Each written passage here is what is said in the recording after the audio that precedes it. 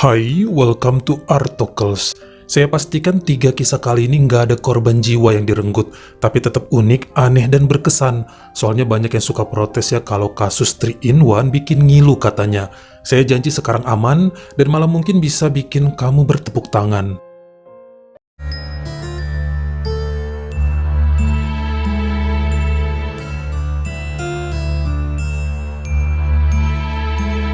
Gustafsson merupakan pemuda berusia 24 tahun yang baru aja lulus kuliah pada 2007 dari salah satu universitas swasta yang berada di kota Gothenburg, negara Swedia. Keadaan ekonomi keluarganya serba pas-pasan, makanya setelah wisuda, lelaki tersebut niat banget untuk bisa langsung kerja buat ngebantuin keuangan keluarga. Melamar sana-sini namun jarang ada panggilan, sampai kemudian dia keterima sebagai call center pada sebuah jasa asuransi jiwa. Gajinya kecil, peraturan ketat, kantornya sempit, pengap, gak ada ventilasi, serta pendingin udaranya gak bekerja maksimal. Sering kegerahan mereka, namun tetap aja dijalanin sama Gustafsson, ya hitung-hitung buat mencari pengalaman dulu. Untuk waktu kerja 9 jam per hari, ada target jumlah pelanggan yang harus dihandle setiap minggunya.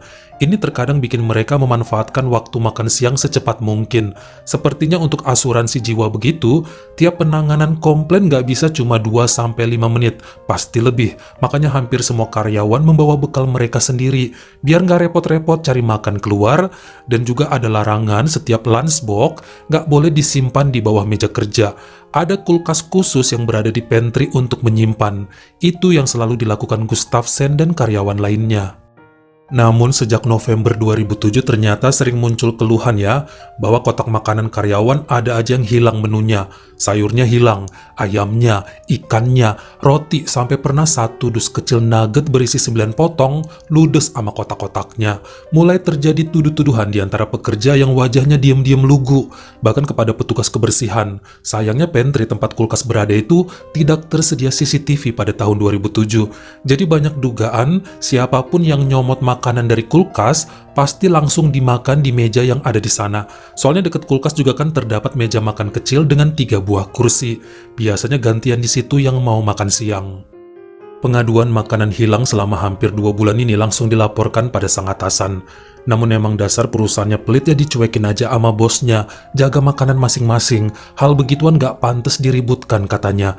Hingga pada Rabu 2 Januari 2008, jadi sehari setelah tahun baru, dikala masih banyak karyawan yang cuti untuk perayaan awal tahun, Gustafsson yang masuk kerja sempet yang ngelihat di kulkas kantornya ada satu kotak dus kecil bertuliskan dilarang makan, mengandung racun tikus.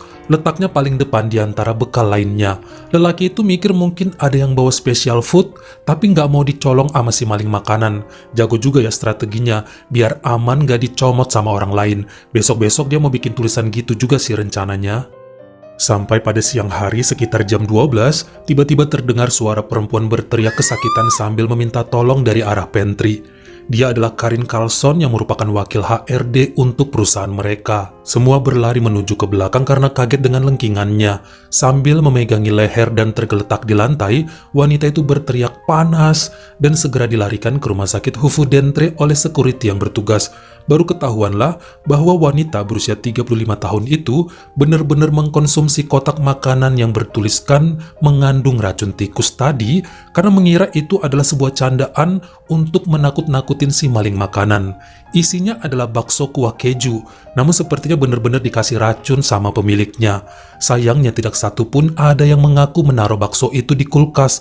Bahkan setelah polisi datang dan menanyai satu persatu karyawan yang bertugas, semua pada akting kebingungan dan tutup mulut. Kotak baksonya juga nggak bisa dikenali ya, karena itu kan dus yang sekali pakai. Karin Carlson dinyatakan selamat, namun dia mengalami kerusakan pada usus, jantung, hati, dan ada pendarahan di bagian dalam tubuhnya. Wanita itu dinyatakan cacat permanen, bahkan mengalami kelumpuhan hingga berhenti kerja. Sementara selama 2 bulan setelahnya, bos mereka marah-marah terus dengan peristiwa tersebut. Para karyawan berpikir kenapa semua pada fokus sama pelaku yang meletakkan makanan itu di kulkas. Harusnya fokus juga sama tabiat Karin yang selama berbulan-bulan ternyata maling. Dia adalah orang di balik hilangnya makan siang para karyawan sampai pada merugi isi dompet mereka. Makanya kemudian satu persatu mulai resign, termasuk Gustafsson yang bekerja pada sebuah perkreditan rumah setelahnya. Namun masih sering ngumpul ya sama mantan teman kerjanya kemarin, sambil mentertawakan kondisi Karin yang dianggap rakus, sok suci hingga terkena karmanya sendiri.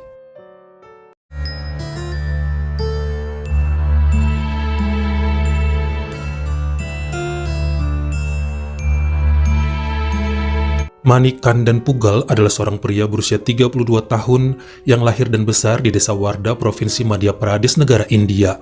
Lelaki ini bekerja sebagai buruh tani pada seorang tuan tanah dan terkadang sambilan kerja sebagai kuli tebang jika ada panggilan pemilik kebun yang kepengen pohon-pohonnya dimusnahkan. Jika kita melompat ke tahun 2014, maka Manik Kandan sudah memiliki 2 anak berusia 5 dan 3 tahun. Sementara istrinya bernama Sarati Pugal berusia 24 dan bertugas ngejagain anak di rumah, ibu rumah tangga. Pasangan ini dulunya tinggal di kediaman orang tua Manik Kandan, namun nampaknya Sarati nggak cocok dengan sang mertua, makanya minta pindah terus meskipun rumah kontrakan selanjutnya terbilang kecil dan jelek. Bukan tanpa alasan juga ya sang mertua sering cekcok sama Sarati. Dia dianggap hobi gosip dan suka sibuk dengan handphonenya sendiri dibanding ngejaga anak. Padahal wanita ini justru beralasan dia main smartphone untuk ngusir rasa jenuh setelah seharian capek beresin rumah dan ngurus anak. Makanya Manik Kandan suka pusing sendiri yang lihat istri dan ibunya selalu cekcok. Semua ngerasa paling bener dan pengen dibela. Emang paling betul ngontrak rumah sendiri demi ketenangan hidup, meskipun keuangan mereka bisa dibilang pas-pasan, sementara kediaman ibunya sepi dan lega. Pada Oktober 2014 saat kebanyakan sawah di India memasuki masa tanam, kerjaan Manik Kandan lumayan banyak, sampai dia pun diharuskan untuk menginap selama 4 hari dalam seminggu. Sangat dimaklumi karena kebanyakan buruh tani juga mengalami hal tersebut. Sampai waktu balik ke rumah pas weekend, seorang kawan di warung kopi bercerita pada lelaki itu bahwa santer pemberitaan mengenai istrinya yang berhubungan dengan seorang pemuda berusia 21 tahun bernama Kamlesh Gurus yang bekerja sebagai tukang susu. Banyak warga yang berlangganan sama dia, termasuk Sarati. Bukan tanpa alasan juga gosip ini menyebar kemana-mana. Tiap pagi sehabis nganter susu, beberapa warga sering yang ngelihat motor milik Kamlesh terparkir di halaman Sarati itu selama 1-2 jam, tapi orangnya nggak kelihatan. Bahkan pernah juga ada yang ngelihat pemuda itu datang malam-malam, masuk ke kediaman Sarati dan memarkirkan motornya di samping rumah. Sangat aneh ya, mengingat kala itu sang suami kan lagi kerja dan nggak pulang.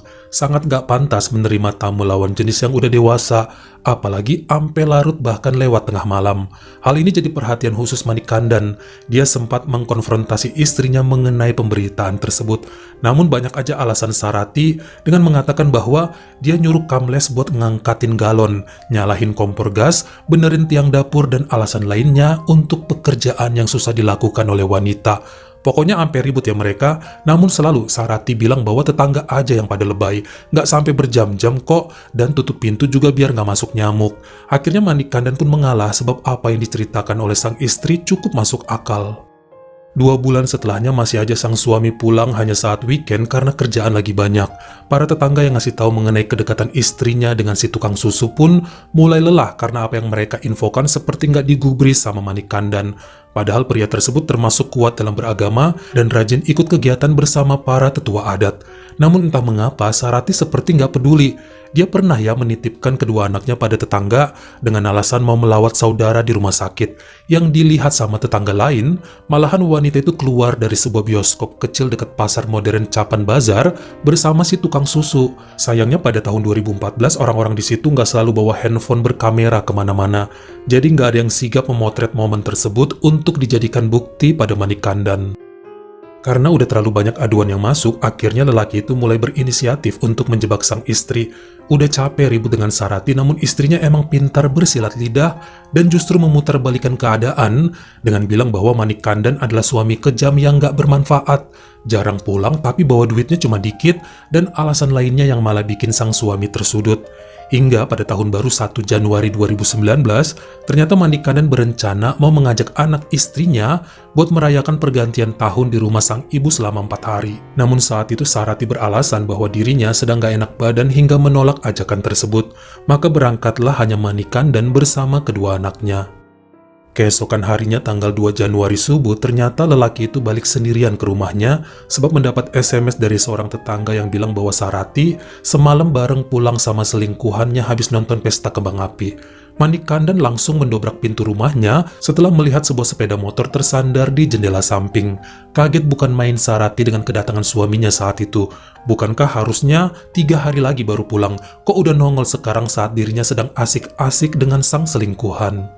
Langsung aja Manikandan memukul Kamles lalu menyeret istrinya keluar rumah. Beberapa warga lain langsung menghantam si tukang susu dengan apapun yang mereka pegang. Batu bata, ranting, sapu, bahkan kemoceng. Sedangkan saat itu matahari mulai muncul. Manikandan terus menggeret istrinya ke lapangan yang ada di depan kantor desa Warda. Segera para tetua adat dan kepala desa mencoba bikin keadaan lebih kondusif. Sebab sebagian orang yang kesel telah memukuli Sarati juga serta memotong rambutnya. Sang suami yang dari tadi nangis seperti udah ikhlas istrinya diapain aja sama warga sebab merasa terhianati. Makin siang makin banyak penduduk muncul sambil berteriak marah.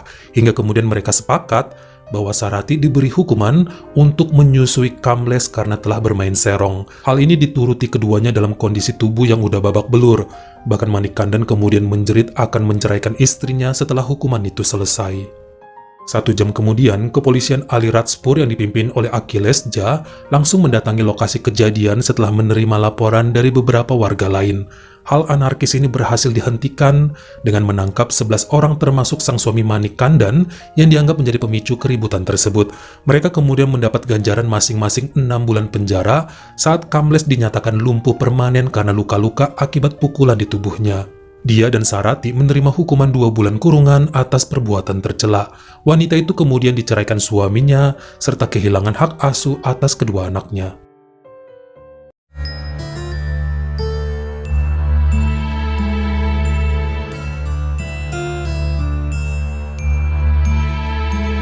Rick Bright adalah seorang warga asli kota Kankakee yang berada di pinggiran wilayah Chicago, Amerika Serikat. Secara turun-menurun dari kakeknya udah menjadi seorang agen properti, hingga lelaki ini pun berhasil memiliki 2 bangunan apartemen yang dia tinggali sendiri maupun disewakan. Jika kita lompat ke tahun 2006, usia Rick 42, udah nikah dan memiliki 3 orang anak. Salah satu bangunan apartemen yang dimiliki lelaki ini, di lantai 2 dan 3-nya itu diisi oleh penyewa dengan total 10 kamar berpenghuni, belum termasuk dirinya bersama keluarga yang menempati lantai 1. Sementara area parkir di depannya berkapasitas sampai 16 mobil. Itu lebih dari cukup ya buat dia dan penyewanya, karena total cuma ada 11 mobil yang terdaftar. Pada bulan September 2006, beberapa penghuni mulai protes pada Rick karena mobil mereka nggak muat lagi parkir di depan. Udah penuh hingga terpaksa kalau malam pada parkir di pinggiran jalan yang bikin mereka mendapat tiket tilang di kaca mobil tiap paginya. Karena emang kan nggak boleh ya naruh kendaraan di bahu jalan. Hal ini bikin Rick bingung, sebab dia ngerasa nggak ada penambahan jumlah penghuni. Nggak ada keterangan juga bahwa penyewa ada yang beli mobil baru hingga bisa bikin lahan depan jadi overload. Sampai-sampai istrinya nyuruh untuk menghancurkan tanaman dan rumput cantiknya yang ada di samping, buat memperlebar area parkir katanya. Daripada penyewa entar berkaburan gegara nggak bisa naruh mobil mereka. Tapi Rick masih bersabar, dia mau ngecek situasi terlebih dahulu. Pada bulan Oktober, Rick mulai kesal karena rumput dan tanaman kesayangannya di samping rusak entah karena apa. Dia pikir mungkin ada hewan peliharaan tetangga yang main ke situ dan mengacak-ngacak semuanya, sebab yakin bahwa penyewanya nggak ada yang punya anjing atau kucing. Setelah diperhatikan ternyata di tanah ada bekas jejak ban mobil yang suka ngelindesin tanamannya. Bahkan dengan curiga, dia ngelihat udah beberapa hari ini ada mobil SUV putih terparkir di depan, di halaman miliknya. Kayaknya belum ada yang mendaftarkan kendaraan tersebut. Makanya saat Jumat sore 13 Oktober 2006 sepulang kerja dan mau masukin mobil, Rick melihat SUV putih itu lagi yang kali ini ada penyetirnya. Seorang pemuda berusia 21 tahun bernama Roy Tonaking yang tidak tinggal di situ. Cuma nebeng aja karena rumahnya 2 blok dari sana, nggak punya lahan parkir dia. Sempat terjadi keributan sebab Roy Tona menghina-hina Rick sebagai orang yang pelit. Namun dia nggak peduli serta melarang pemuda itu untuk parkir di sana lagi. Bahkan karena kesal, Roy Tona kemudian memutar SUV-nya dan sengaja melindas tanaman serta rumput samping apartemen, lalu kabur sambil tertawa keras dan mengucapkan kata-kata kasar. Ini yang kemudian membuat Rick menghubungi pihak kepolisian setempat serta perusahaan derek. Ditaruhlah 3 papan tanda larangan parkir bagi mereka yang tidak tinggal di apartemen itu atau bakalan kena tilang serta diderek, properti pribadi dengan kekuatan hukum. Pada tahun baru 1 Januari 2007 sekitar jam 1 dini hari, setelah ngerayain pesta kembang api di pusat kota, Rick dan keluarganya kaget sebab lahan parkirnya penuh banget, bahkan mobilnya nggak bisa masuk kala itu. Nah, kebetulan saat tersebut juga salju sedang turun. Rick berpikir mungkin itu adalah mobil-mobil dari tamu para penghuni apartemen, kan masih pada pesta tahun baru nih. Namun saat dia mendatangi satu persatu unit mereka ke atas, nggak ada pesta apapun di sana, bahkan banyak yang sedang tidak di tempat karena merayakan di luar. Rick emosi dan segera menelepon perusahaan derek serta polisi. Namun sayangnya karena lagi tahun baru banyak petugas yang cuti, sebagian sedang ngebantuin kecelakaan akibat salju di wilayah lain. Hingga nggak satu pun petugas yang muncul atas panggilan lelaki itu. Kekesalan ini langsung dihadapi oleh Rick sendirian. Dia mengeluarkan 3 selang penyiram rumputnya, menaruh dekat mobil-mobil nggak dikenal dan mulai menyambungkan pada keran dari toilet bawah dengan mengalirkan air panas supaya nggak beku ya dalam selangnya karena salju. Cipratan air sampai mengenai mobil-mobil tadi, dari bagian kaca depan, ke 4 ban, bahkan pegangan pintu, hingga lapisan saljunya makin tebal di titik-titik tersebut. Dia lakukan terus selama 3 jam pada 11 mobil yang nggak dikenalnya. Sementara untuk mobilnya sendiri, Rick menumpang parkir di halaman tetangga, lalu dia pergi tidur. Sekitar jam 4 subuh tiba-tiba rumahnya diketok gerombolan orang yang marah-marah dan mengamuk. Mereka melihat penyiram rumput itu dan ngomel-ngomel karena mobilnya nggak bisa dibuka. Ban mobil lengket dengan salju hingga nggak bergerak. Setelah ditanya, ternyata mereka adalah teman-teman si Roy Tonna yang habis pesta miras yang sebelumnya disuruh parkir di sana karena nggak ada lahan parkir lainnya. Rick ngerasa bodoh amat dan lanjut tidur meskipun anak-anak muda itu udah teriak marah-marah. 2 jam setelahnya ditelepon pihak derek dan polisi yang kemudian datang serta ngederek 11 mobil itu sekaligus memberikan mereka semua surat tilang pelanggaran memasuki properti orang lain. Roy Tonna sempat ditahannya selama 3 hari atas kejadian tersebut, namun kemudian bebas dengan membayar jaminan yang bikin dia kesal sendiri. Semua kan perintah dan ulahnya. Bahkan setelahnya, pemuda itu dilarang untuk mendekati apartemen maupun keluarga Rick dalam radius 1 km untuk perlindungan diri yang diajukan oleh Rick Bright. Bagaimana menurut kamu, mana dari 3 kejadian setelah tahun baru tadi yang ngasih pelajaran berharga buat kita semua? Kalian komen di bawah. Kalau kamu suka sama video ini, jangan lupa ya klik like serta tombol share-nya. Buat yang baru pertama kali mampir, atau udah sering mampir tapi belum berlangganan, jangan lupa klik dulu tombol subscribe dan juga dinyalain notifikasinya. Supaya lain kali kalau misalnya saya upload video baru, kamu jadi orang pertama yang tahu. Follow juga Instagram saya jika berkenan di Artokles S-nya 2. Dan jangan lupa untuk nontonin semua video saya yang lainnya.